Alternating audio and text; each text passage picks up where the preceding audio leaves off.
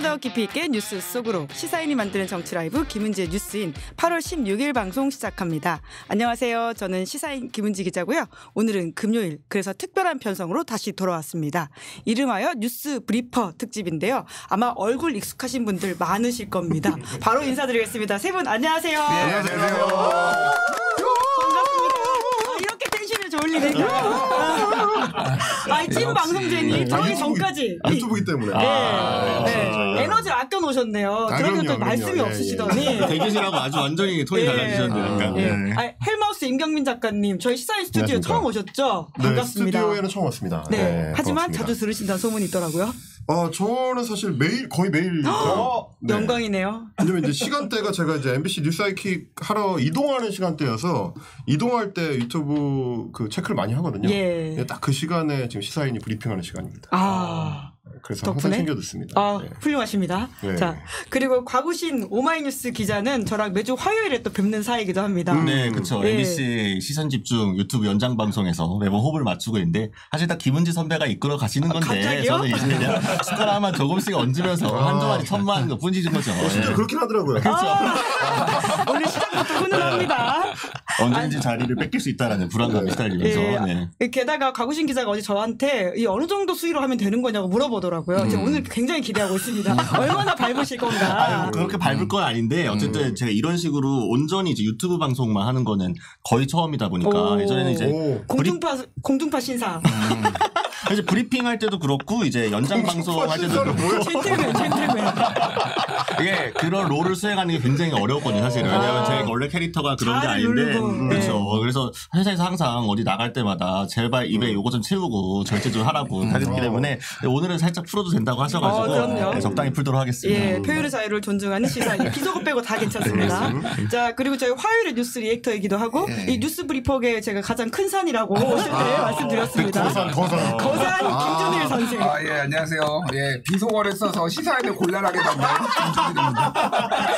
노딱. 네, 전문 용어로 노딱. 네, 자, 그래서 저희가 비속어 안 된다라는 메시지를 알려드리죠. 내가 비속어 쓴 다음에 그때부터 저기 붙었어. 비속어 사용 안 되라고 돼 있네. 저희 마이크 가까이에 대고 말해주세요. 누구 때문입니까? 뭐 여러분이 계셨던 것 같아요. 그 옹알되는 분들 있잖아. 옹알 그런 분들 있어. 네, 저희 초창기 뉴스인 프로그램이 유명해지는데 가장 큰 역할을 해주신 분 중에 한 분이 또 김준일 평론가이십니다. 한동훈 대표가 이제 사직구단과 사직을 이제 구분해서 말하는 것에 대해서 분노를 표시하시다가. 그래서 그때 오마이뉴스한테 정정보도 뭐 하고 무슨 뭐 언론중재위원회 가고 그거에 대해서 제가 이게 뭐 하는 짓이냐 비읍시읍 같다 뭐 이런 얘기를 제가 그때 했었죠. 네. 자, 오늘도 피해가지 않는 김준일. 난 그걸 생방으로 봤다고요. 저 형 또 저러네.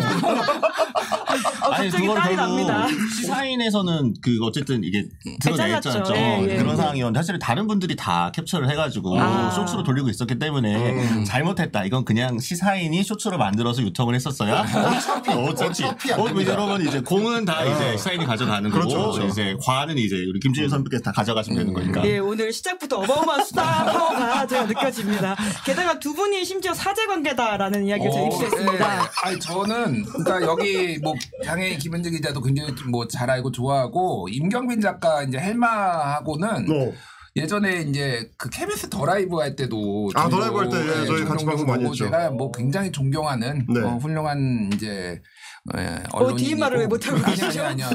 작가 이제 언론인이라고 저는 보통 합니다. 이제 다 언론인이고 우리 저기 과구신 기자는 진짜로 제가 고려대학교 미디어대학원에서 수업을 한번 했는데 그때 이제 수강생 제자여가지고 제가 에이뿔을 그때 10%만 주라고 해서 2명 드렸거든요. 그때 또 에이뿔 드렸어요. 타투. 감사합니다. 과구신 기자 이렇게 모범생이셨나요? 제가 원래 학부 때 워낙 그 공부를 안 해가지고 대학원만큼 그래 공부를 조금 해야겠다. 그래서 들어간 거였는데 이제 교수님 계속 꼬셔가지고 간 거였거든요. 제발 와서 공부 좀 하라 그래서 대학원에서 학부 때와는 달리 술 좀 자제하고 공부 좀 해보겠다라고 갔는데 마침 또 개설을 하신다고 해서 의욕적으로 들어가서 들어가 사실은 굉장히 명강이었습니다. 이렇게 훈훈할 건가요? 이게 원래 그 특수대학원이라는 게 그 직장 다니시는 분들이 많이 오기 때문에 현직에 있는 분들이 대학원 오면 보통 이제 전문 용어로 우리가 뺑기 부린다. 이거 안 되고.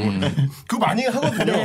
약간 의도된. 대학원에서는 보통 이제 현직자들이 점수를 잘 못 받는데 그렇죠. 굉장히 이례적인 현상입니다. 그렇죠. 아니, 정말로 탁월했어요. 사실은 이거는 저널리즘 수업이기 때문에 기자가 유리할 수밖에 없는데 그럼에도 맞아. 불구하고 탁월했고 언론재단 연수를 갔었어요. 작년에. 미국에 가 있을 때도 과제를 냈습니다. 와. 그 정도 대단한. 오늘 과구심의 재발견. 그러니까. 진짜 이런 자리 거의 처음이라서 이런 분위기 자체가 항상 원래 까일 때 이게 있었는데 익숙하지 않네요. 얼굴이 빨개지셨습니다. 회사에서도 못 받아본 대죠. 그렇죠. 회사에서 이런 데서 많이 거든요. 전혀 이런 데서 많이 거든요. 시작부터 이주환이 굉장히 마음에 든다. 이런 말씀도 이미 하셨거든요. 그렇죠. 저 이렇게 이 세 명의 저를 끼워주신 거에 대해서 이 기획 누구 아이디어인지 모르겠지만 굉장히 감사드린다. 저희 훌륭한 김수혁 PD. 왜냐하면 제가 다른 방송부터 섭외될 때도 요 두 분이 펑크를 내시면 보통 대타로 들어가는 거 약간 누구분이 너무 바쁘셔갖고 혹시 급하게 연락와서 혹시 그거 그럼 두 분이 안 되실 때가 많아갖고 제가 보통 특히 이제 임경빈 작가님이 약간 하이호환 같은 성격이 좀 있기 때문에 하이호환 성격이 있기 때문에 밑에서 열심히 하고 있는데요. 이 두 대기업 프랜차이즈 사이에서 글로벌 사건 열심히 해보도록 하겠습니다. 송구합니다. 뉴스 브리퍼의 세계 벌써부터 재밌습니다. 네, 늘 뉴스를 전해주시니까 이분들이 보시는 정치 현안에 대한 생각들도 한 발 더 들어가 보면 좋겠다라는 생각이 들어가지고요. 오늘 저희가 다양한 정치 현안들에 대한 생각을 들어보는 자리를 좀 마련한 건데요.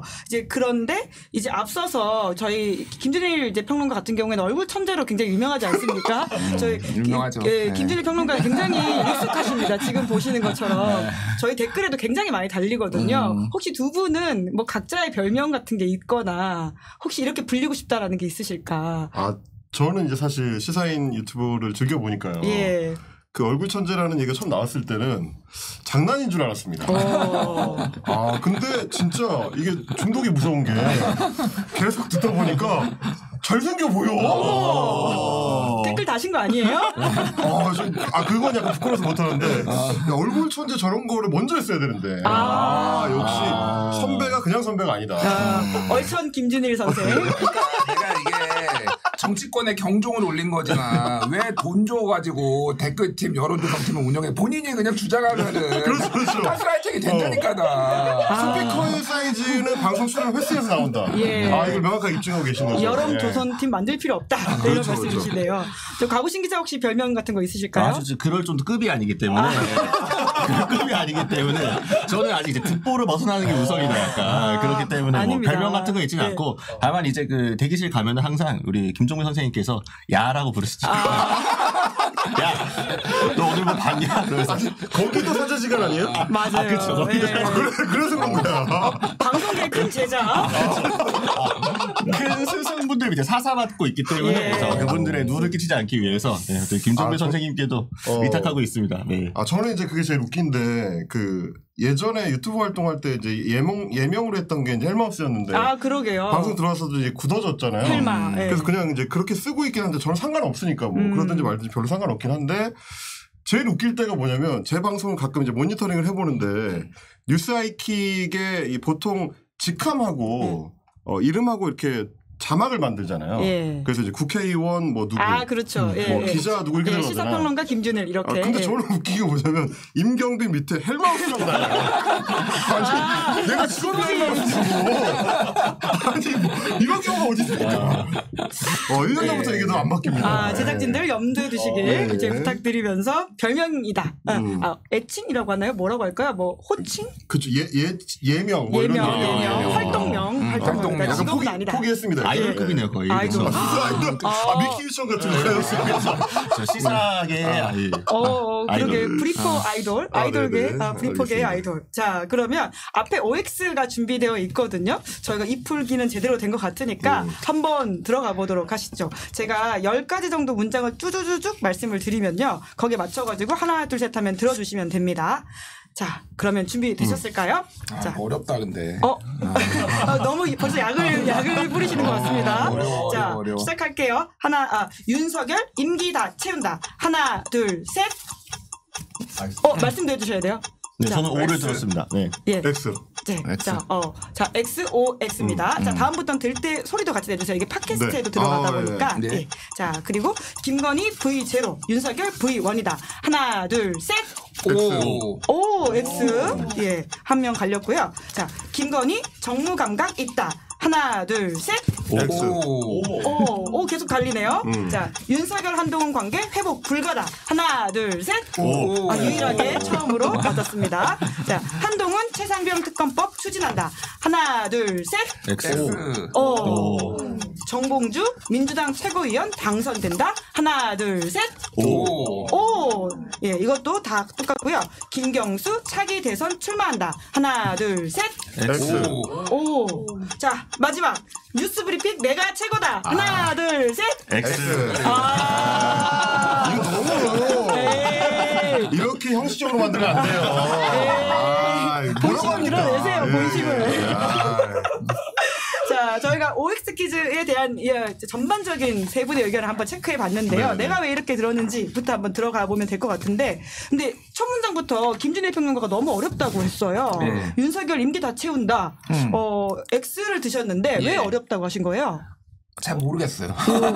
X지만 세모인가요, 그러면? 아니, 솔직히 잘 모르겠고요. 여러 가지 이제 가능성들이 있기 때문에 이거를 제가 확신해서 O라고 할 수 있을지 X라고 할 수 있을지 어렵지만 결국은 제가 이제 고민하다가 X를 들었는데 사실은 저는 탄핵이 굉장히 어렵다고 생각을 해요. 그러니까 탄핵에 대한 심리적 저항감이 특히 보수 진영에 매우 강하기 때문에 한번 본인들이 했다가 진영만 망했다 이런 게 굉장히 강하기 때문에 탄핵은 굉장히 어려운 상황이다라고 보면 될 것 같고, 이게 지금 진행되는 이제 뭐 특검, 뭐 추진되는 특검이라든지 여기에서 탄핵을 할 수 있을 정도로의 사안이 나올 것인가, 그거는 결국은 이제 헌법재판소가 받아들여줘야 되는 게 하나가 있고 사람들이 이제 그 정도로 이제 움직여줘야 되는데 쉽지 않아 보인다, 솔직히. 네. 그럼에도 불구하고 제가 X를 한 거는 이 정치는 가능성의 영역이라고 저는 생각을 해요. 그래서 굉장히 많은 일이 저는 하반기에 들어서면은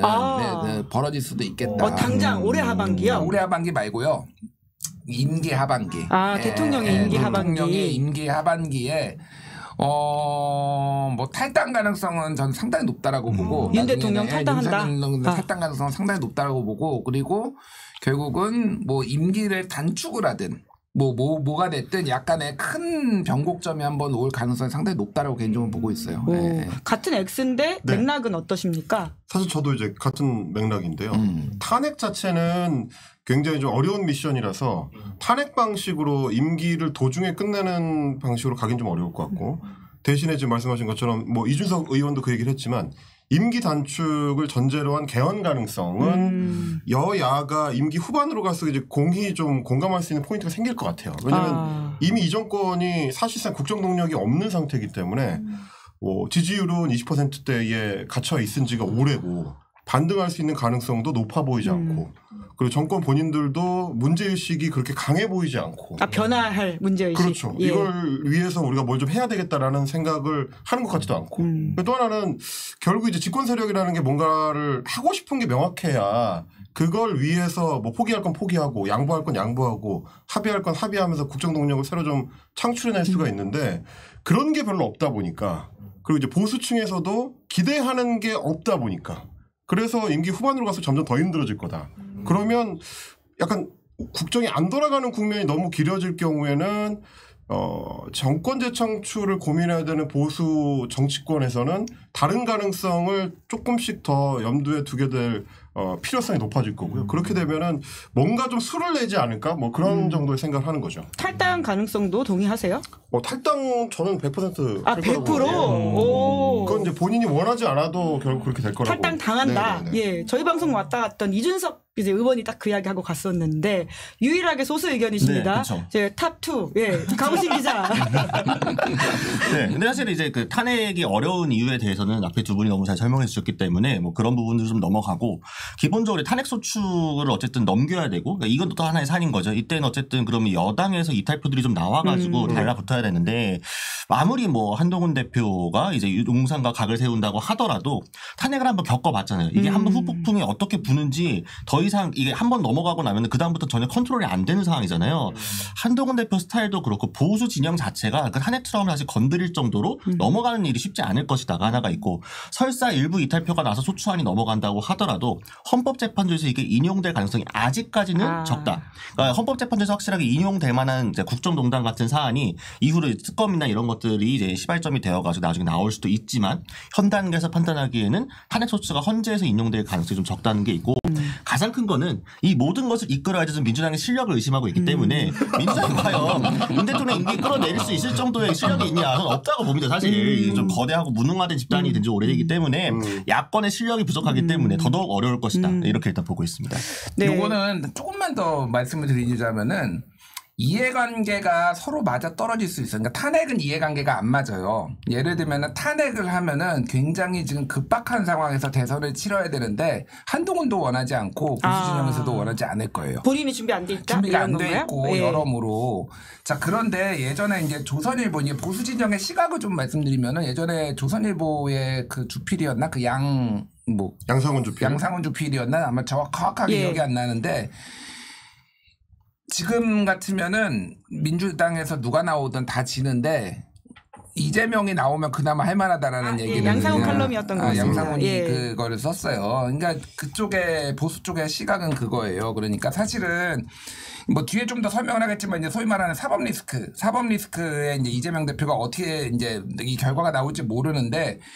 이 약간의 그 완벽하게 지금이나 막 무너지는 듯한 그런 족이 돼서는 아니더라도 약간의 임기를 단축하는 것은 서로의 이해관계가 맞아떨어질 수도 있다라고 저는 보거든요. 그러니까 이거는 사실은 이해관계가 서로 맞아야 되고 윤석열 대통령이 도저히 임기를 좀 채우기 힘들 정도의 상황까지 가야 되는데 저는 그 균열은 김건희 쪽에서 결국 나온다고 예전부터 계속 얘기를 해서 김건희 리스크 때문에 이 정권은 무너질 거다. 그게 하반기 되면은 굉장히 많이 나올 거예요. 지금. 굉장히 많이 나올 수밖에 없고. 그 하반기는 올해 하반기인가요? 올해 하반기는 아니고요. 그러니까 저는 내년 말부터 굉장히 원하시나 봐요. 속도감이 지금 어느 하반기냐. 올해 하반기는 아니에요. 올해 하반기는 아니고 그러니까 여러 가지 정황으로 봤을 때 서로의 이해관계가 맞아 떨어지는 부분이 생길 것 같아요. 제가 보기엔. 뭐 그런 것들을 좀 보는 것 같습니다.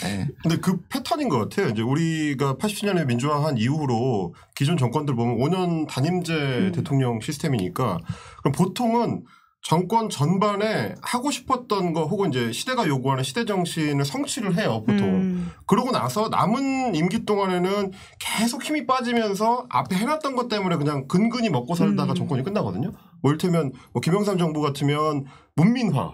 그래서 이제 군사 정권을 완전히 이제 끊어내는 작업을 임기 전반에 잘해서 그게 후반에 IMF까지 간데도 그냥 간 거고. 김대중 정부 같으면 수평적 정권 교체라든지 뭐 남북 평화 관련된 구축이라든지 이런 걸 했고 그리고 노무현 정부 같으면 뭐 탈권위라든지 FTA를 비롯한 어떤 세계화 조치 뭐 이런 것들을 했고 뭐 문재인 정부 같으면 소위 적폐청산 거기서 성과를 낸 거 그리고 임기 후반에는 코로나19 대응 이런 게 있었는데 이 정권 같은 경우는 보수 지지층이 요구했던 소위 문재인 청산이나 이재명 청산도 못한 거죠.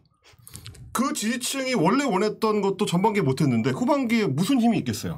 그러고 나면 결국 보수층이 다른 생각을 할 수밖에 없을 거다. 그런 생각인 거죠. 헤어질 결심. 그렇죠. 근데 사실은 탄핵소추가 이제 통과되고 나면은 그 다음부터는 그러니까 결집 효과가 일어날 수밖에 없는 상황도 벌어지고 그러니까 예를 들면은 그 잘 기억하실 겁니다. 이제 고 노무현 전 대통령 관련 탄핵소추안이 통과가 되었을 때 이제 오히려 그 탄핵소추에 대한 역풍이 확 불게 되면서 열린우리당이 그 다음 선거에서 약진하게 되는 현상이 벌어졌잖아요. 그래서 그때 막 탄돌이라 그래가지고 대거 의원들 진출하기도 하고 했는데 사실 그런 상황이 역으로 일어날 가능성이 얼마든지 있다. 그렇기 때문에 아마 어지간한 정말 그러니까 스모킹 건이라고 할 만한 큰 건들을 확실하게 잡지 않게 되면은 물론 정치 행위로도 탄핵소추는 할 수 있습니다. 그러니까 헌법재판소에서는 인용이 되지 않겠지만 그만큼 지금 국민의 민심이 그 민심을 대표하는 국회의원들이 지금 정부에 뭔가 확실하게 이제 어떤 경고장을 날리는 거다. 이런 행위로 좀 탄핵소추를 할 수도 있다고 생각을 하거든요. 근데 그럼 그거를 받아들이는 일반 시민들 입장에서 봤을 때 특히 보수 진영 입장에서 보았을 때는 심지어 윤 대통령에 대해 썩 호감이 없었던 사람들조차도 다 탄핵은 좀 아니지 않나? 아 저건 좀 너무한 것 같은데 라고 오히려 확 모이게 될 수도 있다. 그러면은 그러고 나서 선거를 치러야 되는 입장에서는 민주당 입장에서도 계산기가 좀 복잡하게 돌아갈 수 있다. 아마 내부적으로 조금 계산들을 좀 많이 해볼 것 같긴 합니다. 네. 이제 그러다 보니까 이제 아까 결국 모두가 말하는 그 이름 김건희 여사 이야기를 이제 저희 김준일 평론가가 말씀을 하신 것 같은데요. 결국 그 리스크 때문에 정권은 굉장히 큰 위기를 맞이할 것이다라는 말씀이신데요. 실제적으로 이제 한간에 도는 이야기가 김건희 여사가 V제로 아니냐라는 부분에 있어서는 근데 의견이 좀 갈렸어요. 임경빈 작가만 X를 드신 거죠? 네. 예. 저는 이제 그 명칭의 문제인데 V0는 너무 이제 비공식적인 느낌이 있어가지고. V1이다? V1, V2로 가야 된다. V0는 약간 이게 장외 같잖아요. 이분이 이제 장외에 계신 분이 아니기 때문에 의전비서관한테 의전을 받으시던 분이라 그런 분은 V1, V2로 이제 호칭을 좀 정정할 필요가 있다. 그런 의미입니다. 김건희 여사가 V1, 윤석열 대통령이 그렇죠. V2다. 결국 맥락을 세 분 다 같다라고 그렇죠. 이해하면 되겠네요. 네, 김건희 여사의 어떤 그러면 정무 감각이 있다라는 이야기로 바로 좀 이어가서 말을 하면 될 것 같은데 그런데 또 X를 드셨어요. 그렇죠. 정무 감각이 없다? 저는 이제 질문을 보면 정무 감각이 있다 없다로 하면 정무 감각이 있다가 대부분 누구나 다 있죠. 근데 정무 감각이 좋으냐 나쁘냐의 차원에서 봤을 때 뭐 그렇게 대단하지 않은데 실력이 있지 않은데 뭐 이를테면 윤석열 대통령 입장에서는 그동안 아내 말을 잘 들어서 내가 잘 됐다라고 생각하는 일종의 어떤 무속신앙적 개념? 뭐 그런 거를 본인이 나름대로 갖고 있을 수는 있는데 그동안 대통령실에서 해왔었던 정무적 행보들을 보면 다 꽝이다. 소위 말하는 이제 코바나 컨텐츠적 접근 방식. 그게 뭔가요? 예를 들면 임혁백 교수랑 뭐 함성득 교수를 나비 넥타이를 매가지고 한국일보로 보내서 엉뚱한 이벤트를 벌여서 거기서 이제 비선 논란이 나오고 그리고 대통령이 이재명 대표한테 내가 도와주겠다. 경쟁자 제거. 대선 가도에서 경쟁자를 제거해주겠다라는 얘기를 이 두 사람이 공식적으로 하게 만드는 거. 그게 정무 감각으로 치면은 그냥 완전 망한 감각이죠. 하면 안 되는데 자기들이 하던 동네에서는 먹혔었던 뭔가를 자꾸 한다는 그게 문제라는 겁니다. 코바나 콘텐츠적 접근이라고 하는 새로운 조어를 만드셨네요. 자기네 동네에서 먹혔을지 모르는. 하지만 프로의 세계는 안 먹히는 이런 얘기. 정무 감각 그런데 그러면 있다는 다 동의하신 거니까 그럼 좋다에 있어서는 아니다라고 하셨거든요. 근데 이제 좋다 나쁘다라는 것도 이게 상대적인 개념인 거잖아요. 누구와 비교했을 때 그나마 있느냐. 저는 이렇게 생각을 했거든요. 그랬으면은 그렇죠. 김건희 여사께서 윤석열 대통령 각하와 비교했을 때는 아주 훌륭하신 분이다. 정무적 감각이라는 게 이거 어쨌든 존재한다. 그러니까 윤 대통령은 저는 그게 존재 자체에 대한 그러니까 여지가 궁금할 때가 있어요. 이게 뭐 컴퓨터 이진법이에요? OX로 아니. 그러니까 통치행위를 한다고 하면 이게 당연히 정무적 행위와 정무적 판단이 있어야 되잖아요. 그렇죠. 하지만은 저희가 이제 기자들 이렇게 코멘트하고 저희들끼리 얘기할 때 항상 생각하는 게 합리적으로 수축하면 다 틀린다. 정무적으로 이러지 않을까 하면 무조건 틀려. 왜? 대통령의 행보에 대해서. 그렇죠. 대통령을 포함해서 지금 용산 주변의 참모들의 정무 라인 자체가 마비되어 있거나 아니면 대통령이 아무런 영향을 미치지 못하고 있거나 둘 중 하나가 모두 문제지만 어쨌든. 근데 그나마 그 와중에 뭔가 돌파구를 마련해 보려고 노력하시는 분이 누구냐? 그분이 김건희 여사님입니다. 그 여사께서 텔레그램도 보내시고 카카오톡도 보내시고 뭐 사람도 만나고 뭐 하고 하시잖아요. 그렇죠. 전화도 하시고. 다 망했잖아요. 그렇죠. 그게 결과적으로 망했지. 그게 당연히 비교급. 그래서 저희가 이렇게 하지 않겠지만 이건 원래 대통령이 하셔야 돼. 대통령이 이제 김치찌개 끓이시고 계란말이 하시는 거 외에 무엇을 했느냐 정무적으로 이걸 풀기 위해서. 그러나 김건희 여사께서 뭔가를 하고 계신다라는 측면에서 저는 이 어떤 통치 행위나 어떤 정무적인 능력만 놓고 보았을 때는 윤석열 대통령보다 김건희 여사가 정무적 감각이 있다. 상대적으로. 무조건 상대 절대적으로 뭐 높다. 그거는 뭐 문제가 되겠죠. 선생님께서 턱을 계시면서 생각하고 계십니다. 그러니까 제가 A4를 줄 만한 게 굉장히 저랑 이제 생각이 비슷해요. 그러니까 이게 절대값하고 상대값을 이제 봐야 되는 건데.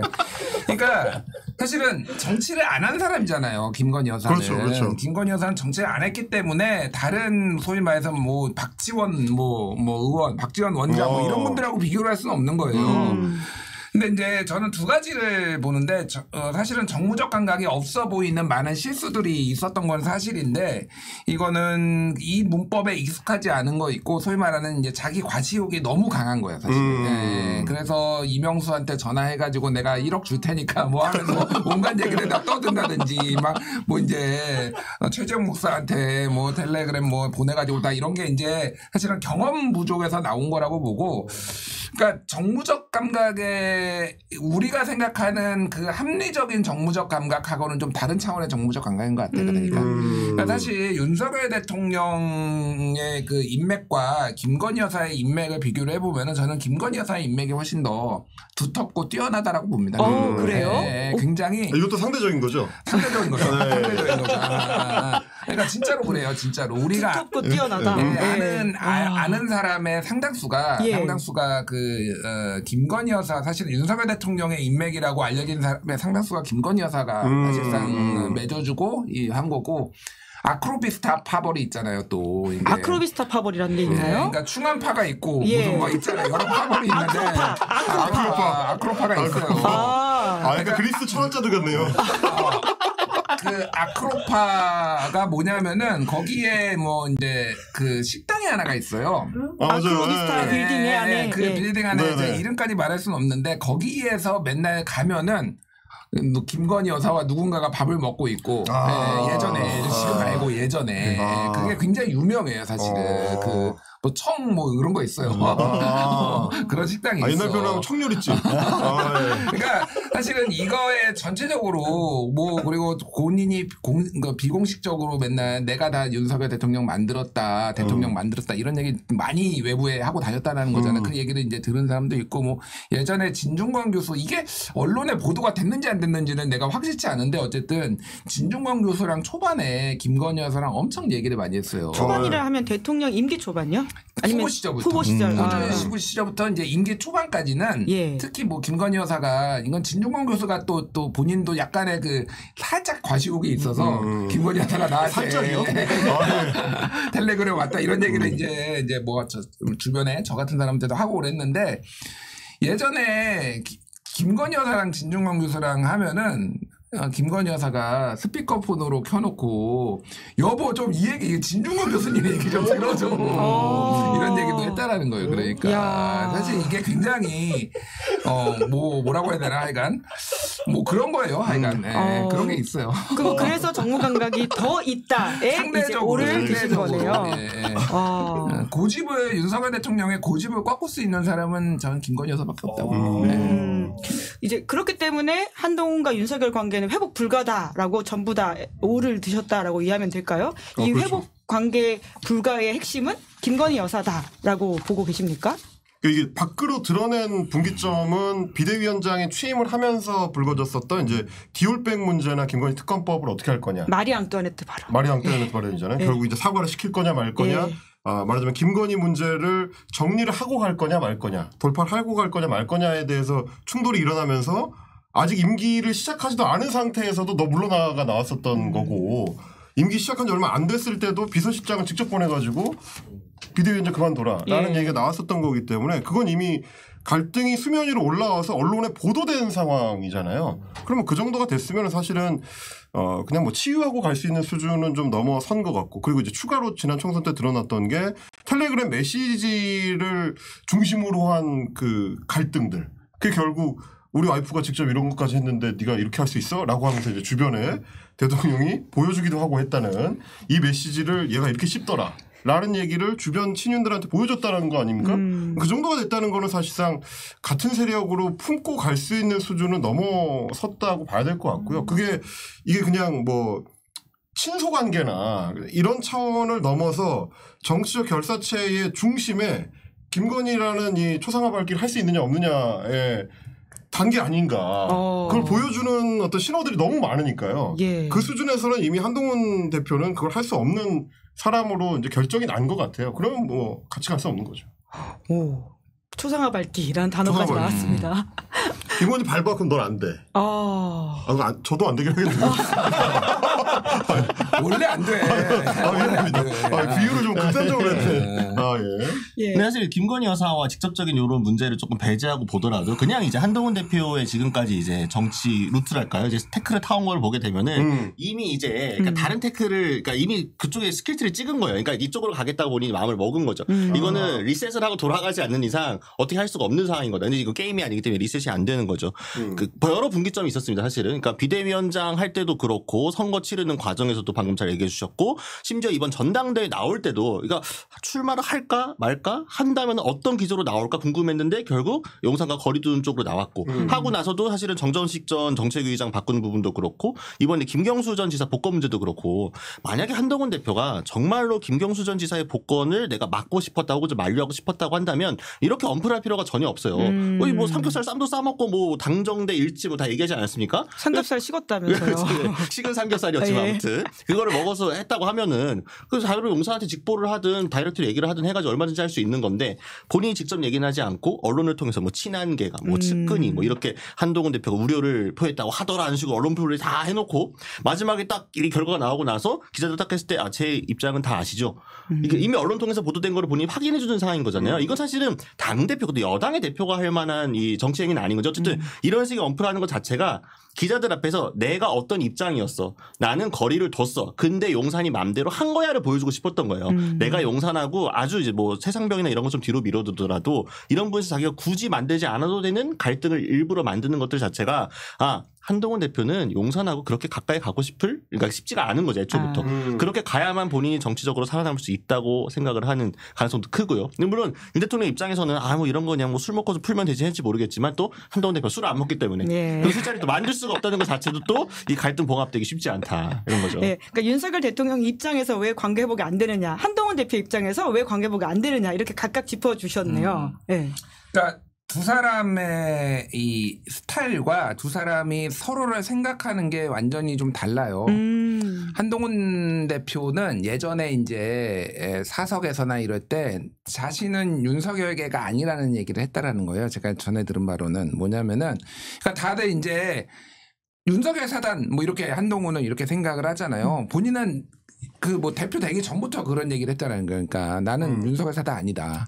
예. 그럼 본인은 뭔가요? 그러니까 그냥 같이 나 한동훈? 아 그러니까 회사 생활 같이 한 회사 선배예요. 그러니까 내가 그쪽에 사수.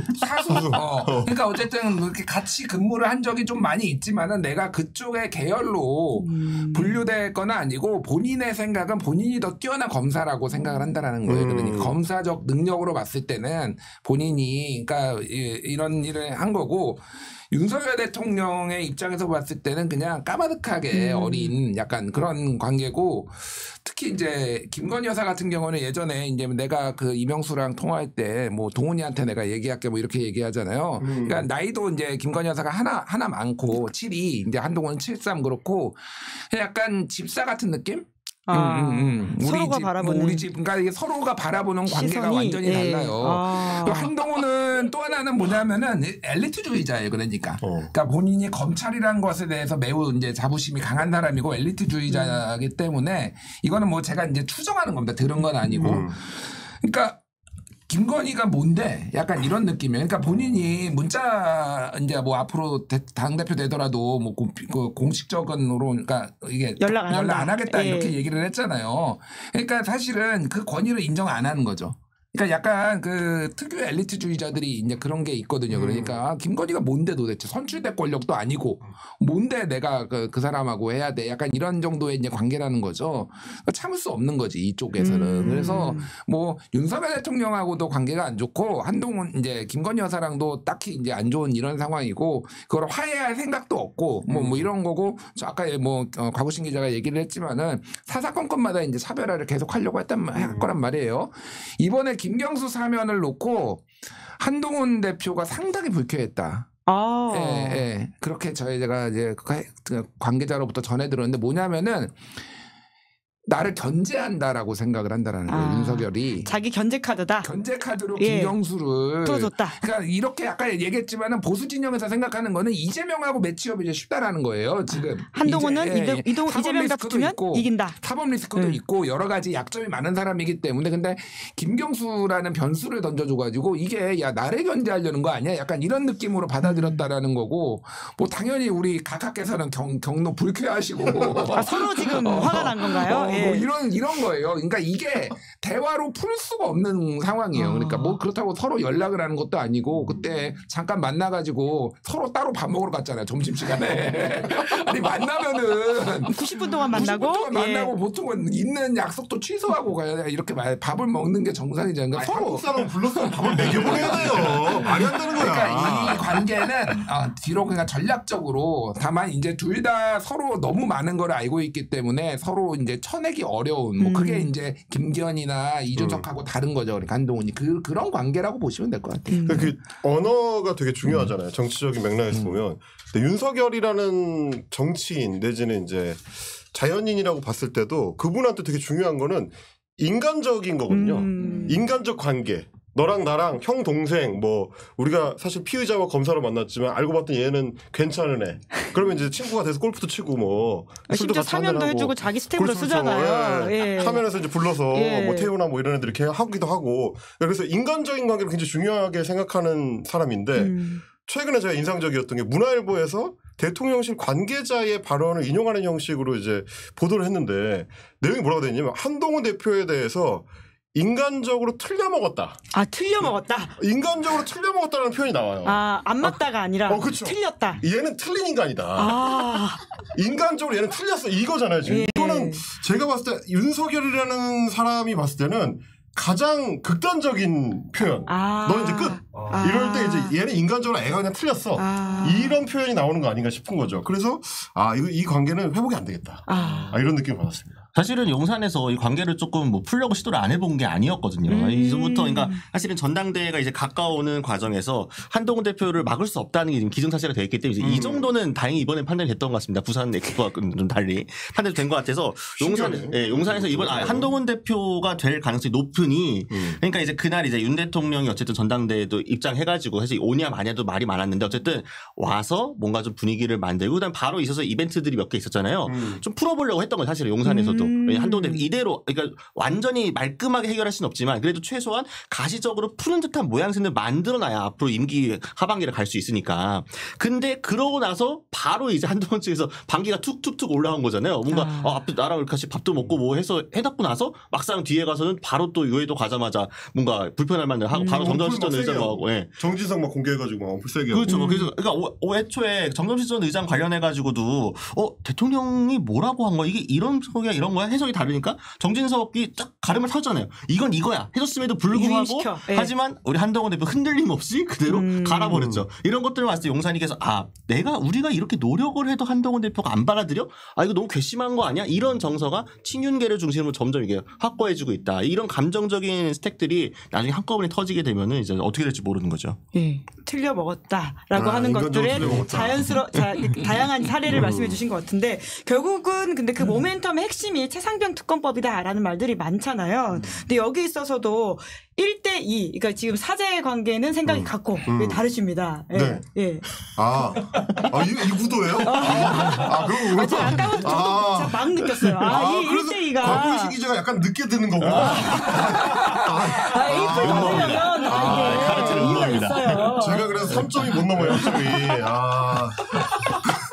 근데 어쨌든 저는 뭐였냐면 추진한다는 건 물론 이제 주도적으로 한다는 걸 의미하는 거긴 한데 결과적으로는 딸려가게 될 거다라는 의미로 이제 말씀을 드린 거죠. 차상병 특검법을 지금 뭐 이제 전당대회 이전에 본인이 출마 선언을 하면서부터 공지했던 것처럼 약속했던 것처럼 적극적으로 제3자 추첨 특검안을 뭐 발의를 하거나 그걸 가지고 야당에 이제 딜을 걸거나 이렇게 할 것 같지는 않고 지금까지 한동훈 대표의 인생 전반이 그랬듯이 누가 먼저 하면 거기에 이제 대응하는 방식으로 어쩔 수 없이 그 최상병 특검 관련된 많은 문제들이 쌓여서 드러나서 더 이상 미룰 수 없을 때 끌려 들어가게 되지 않을까. 본인이 원튼 원치 않든. 왜냐하면 이미 전당대회 과정에서 그 말을 해버렸기 때문에 주워 담을 수는 없고 시간은 끌 수는 있겠지만 최종적으로는 딸려 들어오게 될 거다. 뭐 이런 의미로 이제 오를 들었던 겁니다. 아, 네네. 근데 사실은 이 당선된 직후부터 기류가 좀 많이 바뀌었잖아요. 특히나 이제 장동혁 최고위원 같은 경우는 여러 언론 인터뷰를 통해 가지고 상황이 바뀌었다, 사정 변경이 있기 때문에 이 그때 했던 특검 꼭 추진하는 거에 대해서 이제 거리를 두고 있는 상황인 거죠. 그리고 얼마 전에 추경호 원내대표도 이제 관훈클럽 토론회에서 이 공수처 수사 이후라는 시점에 그 수사 결과를 보고 결정하자라는 건데 사실은 공수처 이후로 미루자는 거는 수사 결과가 어떻게 나오든 하지 않겠다는 얘기예요. 사실은 공수수사가 잘 나왔어. 아 역시 잘 나왔으면 특검할 필요 없겠네고 공수처가 잘 안 나왔어. 야 민주당 너네가 하고 싶어서 한 공수처가 이렇게 했는데도 안 나왔는데 뭐하러 특검을 해. 어차피 논리 똑같거든요. 공수처가 뭐 어떻게 나오든 특검을 하지 않으려고 할 겁니다. 일단 이게 하나가 있고 그 말이 맞는 것 같아요. 예, 친윤계는 절대 얘기하지 않고 싶어. 그러니까 맞는 것 같아요. 아니, 그리고 이제 한동훈 대표 입장에서도 물론 아까 이제 잘 말씀 주신 것처럼 어쩔 수 없이 끌려갈 수 있는 가능성은 분명히 있긴 한데 어느 쪽이 조금 더 크냐라고 했을 때는 칼은 칼집에 있을 때가 제일 무서운 거예요. 뽑으면 어쨌든 이걸 썰든 뭐하든 다시 넣을 수가 없기 때문에 이 최상병 특검이라는 거는 한동훈 대표에게는 최후의 수단을 남겨두고 있는 칼집에 들어있는 칼 같은 거죠. 그래서 칼을 보여주면서 용산한테 나 이거 뽑을 거야? 오늘 자꾸 내가 뽑을 수도 있어? 라고 용산을 압박하는 용도로 써야 되기 때문에 이건 일단 뽑아버리게 되면 그다음부터는 어떤 식으로 자기가 컨트롤 속에 굴러가잖아요. 그런 측면이 있으니까 또 추진하기 쉽지 않다. 그래서 한 대표 입장에서도 다 밀어갈 수는 있다. 이 사실을 한동훈 대표도 알고 있어요? 그래서 뉴스 보셔야 됩니다. 하지 않을까 싶긴 한데, 네. 그렇습니다. 예.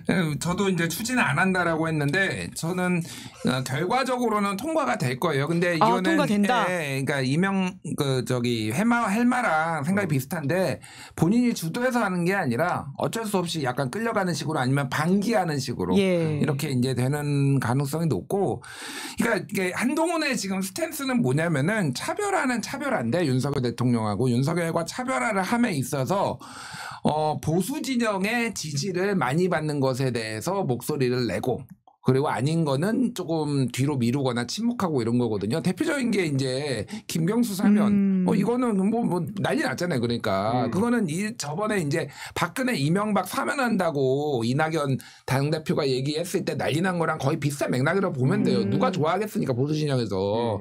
근데 그러니까 이제 그거는 목소리를 딱 냈는데, 특검은 어쨌든 지금은 여론 보수 진영에서는 좀 반신반의해요. 그러니까 이거를 지금 당장 해야 돼? 뭐 이런 거죠. 게다가 선거가 없어요. 그러니까 지금 당장 이게 올해 10월 달에 이제 보궐선거가 있는데 이제 보수 쪽에서는 이제 해당되는 게 또 뭐 영광군수나 뭐 이런 거는 어차피 이제 조국혁신당하고 민주당이 이제 호남 민심을 가지고 이제 붙을 거고, 두 군데는 하나가 이제 강화군수가 있고 하나는 이제 부산 금정구 뭐 이게 두 개가 있는데, 이게 물론 여기에서 만약에 지면은 굉장히 큰 타격을 입기는 하지만은 막 승부를 막 엄청나게 걸고 여론을 지금 막 바꿔야 되고 그런 건 아니에요. 그러니까 약간 유리하다라고 보는 거죠. 그러니까 그냥 지금 당장에 뭐를 움직여야 될 동력도 별로 없고, 뭐 여론이 보수 진영 내에서 딱히 좋지도 않고, 이거를 주도적으로 해야 될 이유가 별로 지금은 없어 보여요. 그런데 이제 이게 연말이 되고 내년 초가 되면은 좀 달라질 것 같아요. 제가 보기에는. 그건 계속 제가 얘기를 하지만은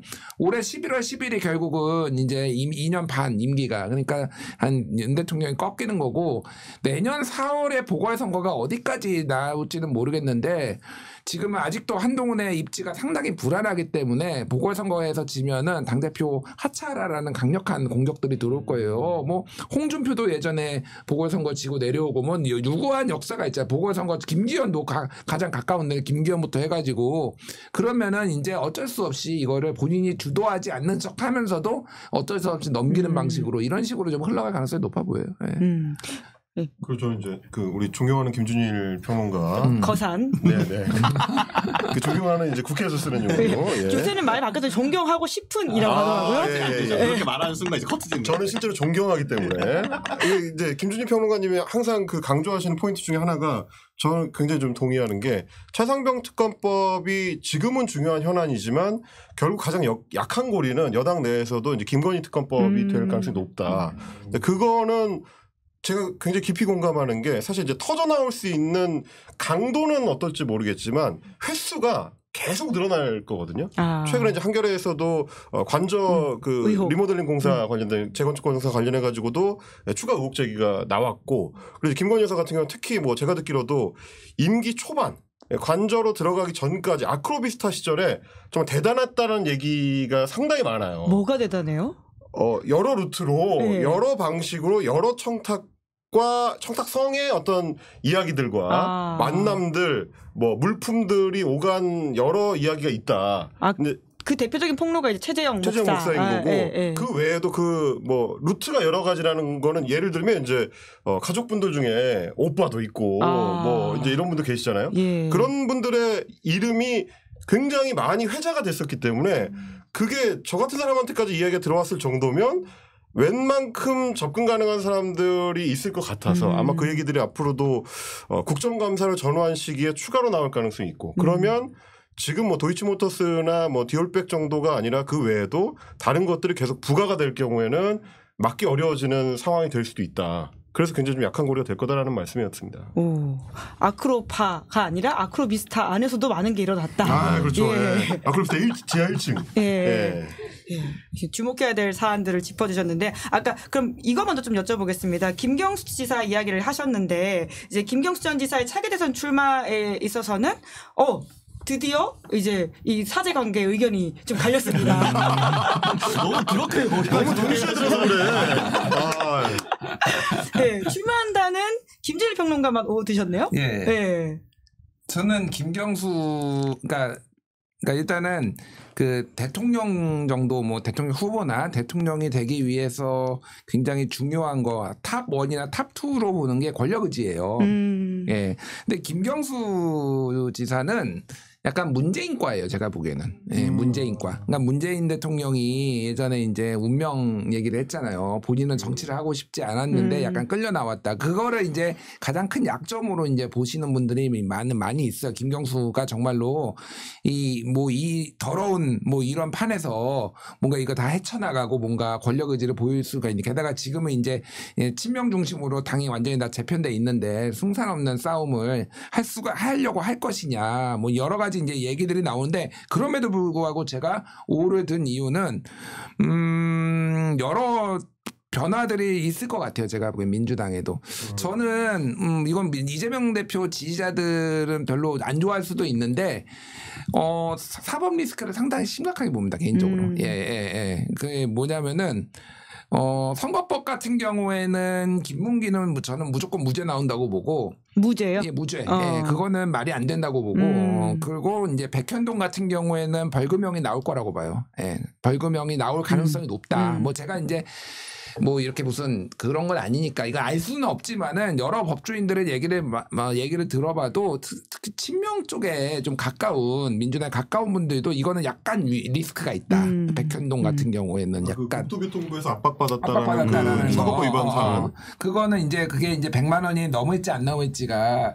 근데 가장 그거는 위증교사 같은 경우에는 이게 무죄가 나올 거라고 말하는 분은 거의 본 적이 없습니다. 제가. 근데 다만 이거는 선거법이 아니기 때문에 집행유예 이상이 나와야지 이제 의원직이 상실되는 거거든요. 근데 이거를 이제 벌금이 제가 친명에 가까운 어떤 변호사분은 벌금 한 1,000만 원 나올 것 같다. 이런 얘기를 하신 분도 있고 어떤 분은 야 이거는 일반적으로 일반인이면은 이거는 구속이야.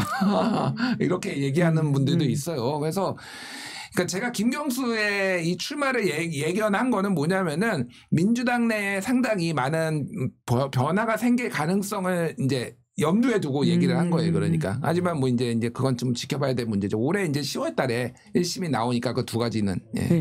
그러니까 소위 말하는 사법 리스크와 연계된 변수로서 판단한다는 말씀이시네요. 두 분은 어떤 부분에서 X를 드셨나요? 사실은 김경수 전 지사가 본인의 출마 의지가 강하게 있다고 하더라도 대선 출마의 꿈은 모든 정치인이 다 갖고 있는 겁니다. 그건 의지만으로 되는 게 아니라 의지와 노력만으로 되는 게 아니라 본인의 급 자체가 커야 되고 또 이제 시운도 맞아야 되는 상황인 거잖아요. 김경수 전 지사가 어쨌든 지금 당장 바로 대선에 출마할 정도의 급이냐. 사실 이것은 여기에 좀 물음표가 있다는 생각이 들어요. 일단 기본적으로 당연히 이제 김경수 전 지사한테 뭔가 어떤 친문계가 가지고 있는 정서라는 게 있고 우리 경수 그래도 감옥도 갔다 오고 했는데 이런 애잔하게 보는 측면도 있고 또 어쨌든 문재인 전 대통령 어쨌든 뭔가 친문계 적자 뭐 이런 이미지 좀 있고 하다 보니까 친문계 구심점이 될 수 있는 가능성이 뭐 당연히 있겠지만 그 친문계가 과연 이재명 대표가 설사 사법 리스크가 터져가지고 뭔가 지금의 리더십이 흔들린다고 하더라도 이미 완전히 지금 기득권 주도권이 넘어가 있는 상황에서 다시 친문계 쪽으로 기회가 바로 오겠느냐. 그리고 그 기회가 온다고 하면 김경수한테 오겠느냐. 이런 게 좀 물음표인 거거든요. 그러니까 이번에 김경수 전 지사 복권해준다고 했을 때 그 전부터도 많은 뭐 사람들이 여의도에서 이게 무슨 야권 분열책이고 뭐 김경수를 통해 가지고 뭐 이재명을 견제하기 위한 보수의 책략이고 막 이렇게 얘기하잖아요. 이게 진짜 보수의 책략이면 여기서 다시 한번 정무 감각이 진짜 없는 거다. 오히려 누가요? 용산과 대통령 각하께서 정말 정무 감각이 없다. 왜냐하면 했더니 분열은 여권이 났잖아요. 야권이 아니라 오히려 야권에서는 다 환영 메시지 내고 뭐 그래서 민주당 공식 논평도 그렇고 이재명 전 대표도 마찬가지로 어쨌든 긍정적인 메시지를 냈잖아요. 그거는 물론 뭐 당연히 이 상황에서 막 반대하는 것도 이상하긴 하지만 지금 김경수 전 지사가 이재명 전 대표에게 별로 위협이 안 되기 때문에 가능한 애티튜드인 거예요. 별로 민주당에 파문이 없는 거죠. 복권 해주든 말든 다음에 이제 피선거권이 나와가지고 뭐 출마를 하든 말든 그러니까 김경수 전 지사가 이제 연말에 돌아와서 앞으로 이제 잘 본인이 급을 키우고 뭔가 여런저런 과정들을 거쳐서 그 이후에 뭔가 도모할 수 있을지 모르겠지만 지금 당장 바로 다음 대선에 출마할 정도 급 이거는 너무 이렇게 제가 올려치기 당하는 것처럼 김 전 지사를 너무 좀 높게 생각하는 거다 약간. 갑자기 왜 거기서 가구신 기자 이야기가. 제가 하면서 조금 올려친 점이 있다. 물론 가능성의 영역이니까 뭐 노력하시면 될 수도 있겠죠. 근데 지금 단계에서 판단이 좀 이르다. 저는 상당히 동의를 해요. 역시 이풀. 네, 왜냐면은 김경수가 그 급이 아니라고 저도 생각을 해요. 그러니까 진짜로 인지도 차원에서 그냥 정치 고관여층이 아닌 사람들은 김경수가 누구야? 김경수가 뭐 했는데? 약간 이런 거거든요. 아는 사람은 드루킹이고. 그런데 생각을 해보면은 그 전에 대선으로 나왔던 분들이 그러면 그 정도로 뭐 급이 높았느냐. 사실은 그 급은 나옴으로 인해서 또 생기는 것도 있어요. 그러니까 문재인 이제 비서실장 문재인 민정수석이 정말로 그 급이었느냐. 결국은 이제 노무현 대통령 서거 이후에 대체제를 찾다 보니까 그렇게 돼가지고 그렇게까지 온 거잖아요. 그러니까 이거는 그런 상황 변화로 인해서 본인이 적극적으로 하지 않아도 그렇게 될 가능성이 있다는 거죠. 얘기는. 저는 그 급이 아니라고 저도 봅니다. 그 지금은. 네. 저는 이게 뭐냐면 이제 질문이 잘못됐다. 오늘 여러 차례 제작진 X. 여러 차례 이게 경고를. 뭐냐면 너무 멀어요. 대선 27년인데 네. 24년에 아직 뭐 최상민 특검법이나 김건희 특검법 같은 대형 이슈도 안 풀리는 상황이고 뭐 말씀하셨던 것처럼 사법 리스크가 어떻게 될지도 이제 미지수인 영역이고 그런 상황에서 앞으로 2년 반 이상이 남은 대선에 누가 출마할지를 예측한다. 이게 할 수는 있는데 그냥 하는 거죠, 그냥. 시키니까 우리가 뭐 X 들지. 뭐 누가 진지하게 물어보고 내가 어떻게 하라고 하겠죠. 근데 이제 그런 말씀인 거고 또 하나는 저는 이제 곽우신 기자 짚어주신 것처럼 그러니까 대선 후보가 되려면 적어도 세력이 예전에 이제 이낙연 대표나 이런 경우처럼 세력이 확고하게 이제 지역 기반을 갖고 있거나 뭐 아니면 이제 개파의 어떤 수장급의 이 위상이 있거나 그게 아니면 대중적 지지도가 매우 높거나 예전 안철수 현상 때의 안철수처럼 그런 뭔가가 있어야 되는데 지금 이제 김경수 전 지사 같은 경우는 대선 후보군 돌려봐도 굉장히 뭐 안 보이는 수준에 지지율도 안 나오고 그리고 대중적 이미지라는 거는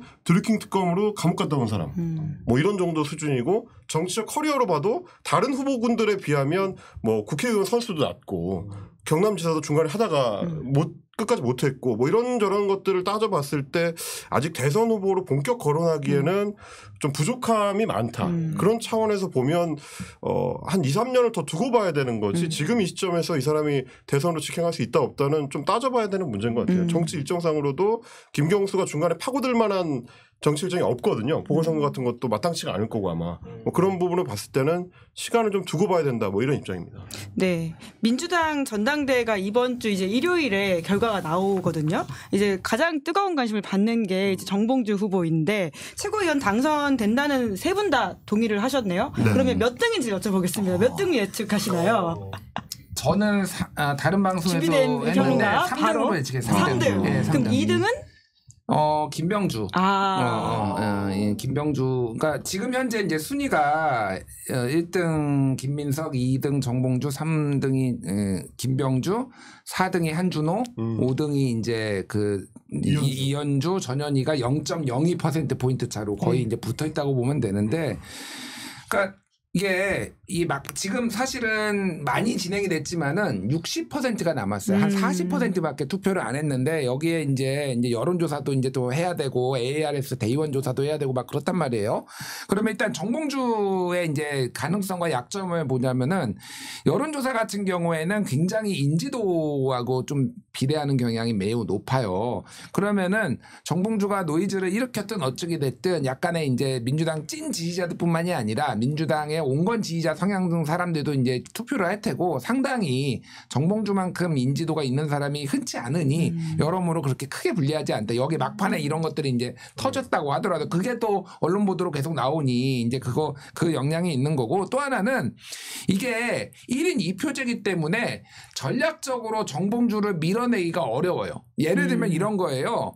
이를테면은 커트라인에 만약에 이렇게 정봉주가 있다, 뭐 4등이다, 그리고 5등이 있어서 뭐 5등, 6등을 밀어가지고 4등을 끌어내리는 거, 뭐 이런 게 그 열성당원들한테 이렇게 전략이 있을 수가 있는 그런 생각하는 분들이 있을 텐데 누구를 1인 2표제인데 누구를 어떻게 밀어가지고 정봉주를 끌어내려야 되는지 정봉주 본인도 팬덤이 있어요. 그러니까 어쨌든 그러니까 이게 굉장히 어려운 미션이라는 거예요. 그러니까 그런 거가 조금 있기 때문에 저는 정봉주가 들어간다라고 보고 김병주 2위를 한 거는 요즘 김병주 폼이 좋고 폼 좋다. 그리고 국방 관련 이슈가 너무 많이 계속 뭐가 나오고 있어. 이 안보, 국방 이런 거 막 김용영 막 충암고 하나회 막 이런 거 막 나오면서 지금 언론 엄청 나오고 있거든요. 그러니까 전현희 의원이 약간 김건희가 죽였다 뭐 이렇게. 저 지금 처음 들었습니다.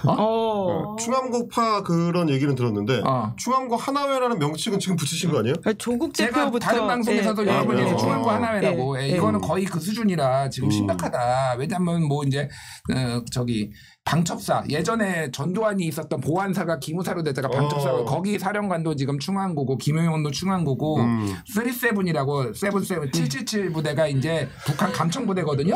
여기도 지금 충안구예요. 그러니까 모든 정보 군에 있는 정보를 다 틀어지고 있어요. 사실 그래서 이게 무슨 지금 계엄을 염두에 둔 거 아니냐 뭐 이런 얘기까지 양번에 나오는데 그 약간 오바긴 한데 어쨌든 뭐 그런 상황이에요. 그러니까 이런 식의 사안들이 너무 많기 때문에 외교안보 이슈로 그래서 약간 김병주 의원이 좀 유리하지 않나 그런 생각이 들어요. 그래서 제가 2등으로 꼽았어요. 네. 그럼 5등은 전현희 의원 가능성이 높다. 아까 전현희 의원 이야기하다가 근데 인지도는 솔직히 이현주 의원이 더 높거든요. 근데 이제 전현희 의원이 이제 김건희가 죽였다 뭐 이런 것도 약간 이제 본인이 좀 울컥한 것도 있고 실제 상가에서도 약간 한번 부딪혔거든요. 그 이슈 때문에. 그래서 일단 전략적인 것도 좀 있어서 약간 어떻게 될지 모르겠어. 거기는 진짜 누가 이겨도 이상하지 않다. 네. 저는 이제 시기적으로 보면 만약에 정봉주 전 의원이 했었던 그 문제의 기자회견 그게 이제 친명 뭐 명팔이 이런 표현을 썼죠. 뭐 이런 표현을 썼던 그 기자회견이 결정적이었는데 그 기자회견을 경기도 경선이 있기 전에 그러니까 지난주 금요일쯤에 했으면 위험했을 수도 있을 것 같아요. 아, 선거에 영향을 미친다. 근데 제가 생각하기에는 아마 그거를 염두에 두고 사건은 목요일에 터지고 논란이 커진 거는 금요일이었는데 금요일에 아무 조치는 안 하고 토요일에도 아무 조치 안 하고 일요일도 넘어가고 왜 월요일에 기자회견을 했느냐. 경기도까지를 보고 자기가 진로를 정해야 된다고 생각했던 것 같아. 경기도가 워낙 당원 숫자가 많고 민주당 당원 숫자가 많고 결정적으로 어떤 흐름을 만드는 데 있어서 중요한 분기점이 될 수 있기 때문에 거기까지는 현상 변경을 안 하고 일단 기다린 다음에 경기도까지 했는데 안정권에 들어왔다고 판단을 해서 월요일에 터뜨린 거였거든요. 네. 그리고 이제 남아있는 거는 서울하고 대의원 투표하고 이제 일반 여론조사가 있기 때문에 일반 여론조사는 인지도 싸움이고 그렇게 치면 정봉주 후보 입장에서는 계산해봤더니 5등 밖으로는 안 밀린다.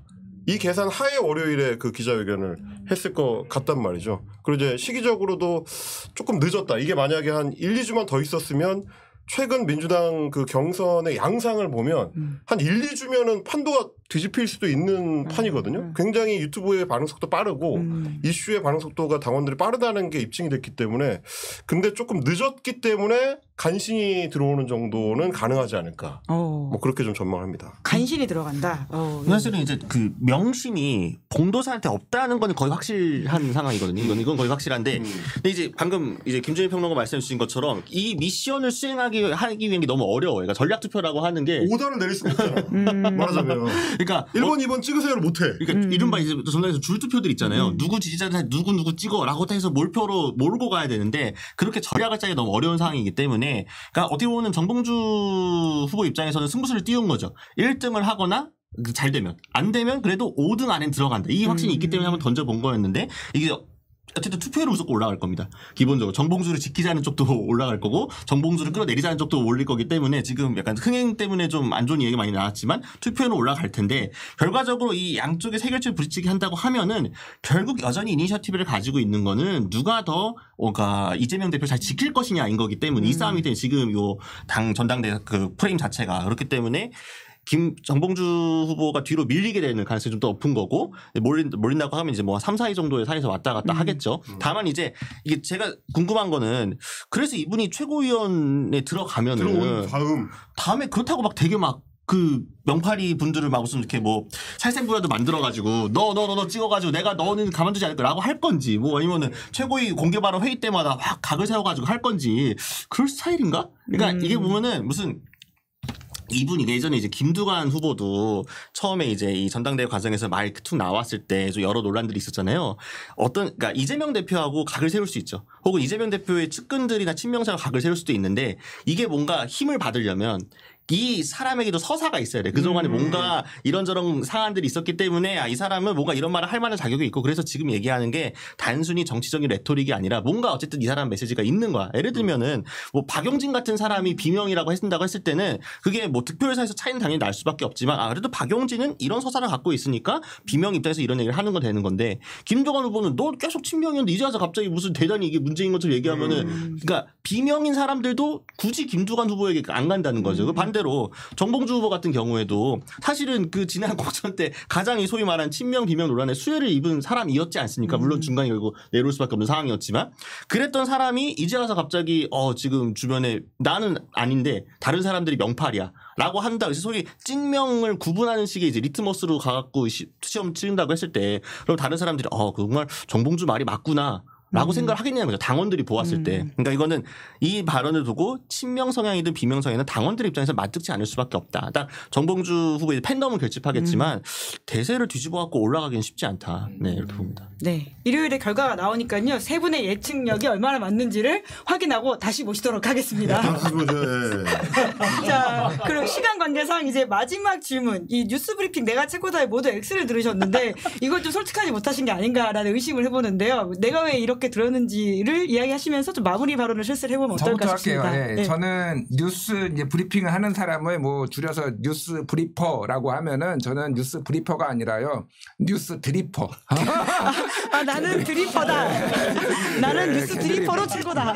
개드립을 굉장히 잘 치기 때문에 저는 이분들 굉장히 훌륭합니다. 그리고 솔직히 제가 최고라고 생각하는 사람은 이 안에 없어요. 네. 누구죠? 제가 보기에는 그냥 진짜 그냥 여러 제가 뉴스를 봄으로써 그냥 너무 기분 나빠하지 마시고 경향신문 박순봉이 최고인 것 같아요. 그 차분한 톤과 이게 그냥 이렇게 담담하게 뭔가 본인의 어떤 그런 주관에 넣지 않고 브리핑은 사실 그런 거거든요. 저는 그러기에는 너무 막말도 하고 화도 내고 막 이런 사람이라서 그냥 드립을 훨씬 잘한다. 나는 뉴스 드리퍼로 최고다. 네, 드리퍼로는 거의 뭐 탑이지. 오 한번 드십시오. 네. 아니 어떻게 다 X를 드셨죠? 솔직하지 못하신 거 아닙니까? 아니 전혀 그렇게 생각하지 않고 그러니까 아마 최고라고 생각하는 사람은 다른 사람 방송 모니터의 필요성 못 느낄 텐데 저는 이제 하루 종일 누가 어디서 브리핑 하는지를 계속 체크하면서 따라가거든요. 그래야 이제 내가 할 때 실수 안 하고 너무 안 놓치고 그 최대한 뉴스를 좀 정확하게 전달할 수 있다고 생각하기 때문에 이제 시간대마다 따라가면서 들어요. 그래서 아침에는 이제 뉴스쇼에 이제 김준일 평론가를 듣고 곽우신 기자 같은 경우는 이제 시선 집중해서 방송하시는 거 듣고 뭐 다른 평론가도 뭐 박순봉 기자도 말씀하셨지만 뭐 저는 이제 김민하 평론가라든지 뭐 이런 분들 굉장히 신뢰하는 그 패널이기 때문에 그 패널이라는 게 결국 내가 구축한 네트워크잖아요. 거기서 이제 어떤 정보를 모아들여서 선별해가지고 시청자들한테 전달할 거냐를 결정하는 거니까 저는 그냥 뭐 뉴스를 모아서 정리하는 사람 정도 스스로를 그렇게 생각하고 더 많은 분들이 더 방송을 좀 많이 해주셨으면 좋겠어요. 그래야 내가 뉴스를 많이 안 봐도. 적당히 조합만 잘하면 가능하지 않겠나 이렇게 생각합니다. 뉴스 드리퍼, 뉴스 정리러. 네. 뭡니까 가구신 기자는? 아니, 저는 뉴스? 이제 대타죠, 대타.